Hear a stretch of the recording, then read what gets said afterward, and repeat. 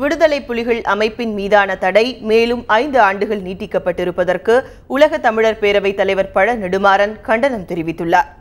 அதே நேரத்தில் காங்கிரஸ் கட்சியின் மூத்த தலைவர்களுள் ஒருவரான KS அழகிரி இந்த தடையை வரவேற்றுள்ளார். தடை பற்றிய இருவேறு இயக்க தலைவர்களின் மாறுபட்ட கருத்துக்களை இப்போது கேட்போம்.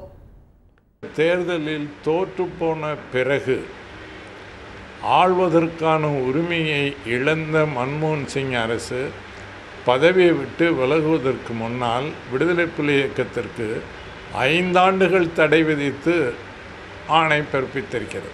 அது சட்டப்படி செல்லத்தக்கதல்ல. போகிற போது சேற்றை வாரி இறைத்து விட்டு போவதற்கு சமம். அது விடுதலை புலி இயக்கமே இல்லை, ஒழித்து விட்டோம் என்று சொல்லுகிறவர்கள் எதற்காக திடீரென்று 5 ஆண்டு காலத்திற்கு இந்த தடையை விதிக்க வேண்டும்? அந்த அரசு தடையை விதித்தது என்று சொன்னால் புதிதாக பதவியேற்றிருக்கிற மோடி அரசு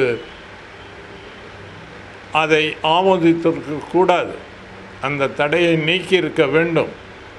ஆனால் மோடி அரசும் காலத்திலும் அதே தீர்ப்பாயம் தொடர்கிறது என்று சொன்னால் இது அநீதியாகும். இதை நான் வன்மையாக கண்டிக்கிறேன்.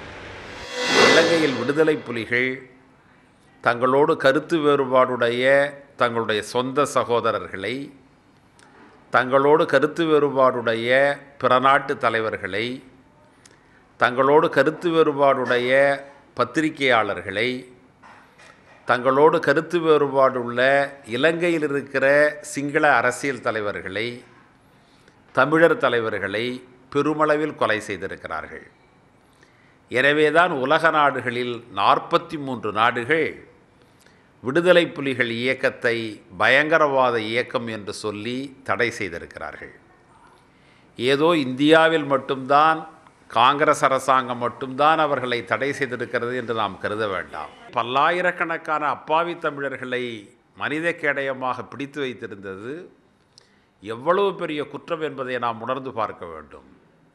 அவர்களுடைய கொலைகளுக்கு எப்படி இலங்கை இராணுவம் பொறுப்போ அதற்கு இணையான பொறுப்பு விடுதலை புலிகளுக்கும் உண்டு.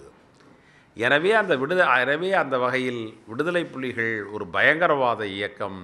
அந்த இயக்கத்தின் மீது தடை வேண்டும் என்பதுதான் என்னுடைய கருத்து.